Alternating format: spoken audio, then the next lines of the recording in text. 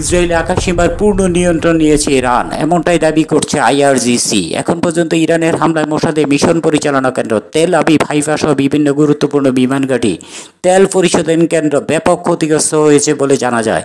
যদিও ইসরায়েল এইসব গুরুত্বপূর্ণ খবরে রাষ্ট্রীয় নিয়ন্ত্রণ আরোপ করেছে। এইসব ক্ষতিগ্রস্ত সাইটগুলোতে সাংবাদিক প্রবেশে সম্পূর্ণ কড়াকড়ি আরোপ করেছে দেশটির সরকার। ক্ষণে ক্ষণে ইরানের ব্যালিস্টিক মিসাইল আক্রমণে কেঁপে উঠছে ইসরায়েল। এদিকে ইরান গতকাল থেকে হাইপারসনিক মিসাইল ফাতা-2 লঞ্চ করেছে বলে জানা যায়, যা ইসরায়েল আকাশ প্রতিরক্ষা বাহিনী প্রতিহত করতে সম্পূর্ণ ব্যর্থ হচ্ছে। অত্যন্ত গুরুত্বপূর্ণ বিষয়টিকে কেন্দ্র করে যুক্তরাষ্ট্রের প্রেসিডেন্ট ডোনাল্ড ট্রাম্প গোপনে বিভিন্ন রকম প্রস্তুতি নিচ্ছে ইরান আক্রমণের জন্য।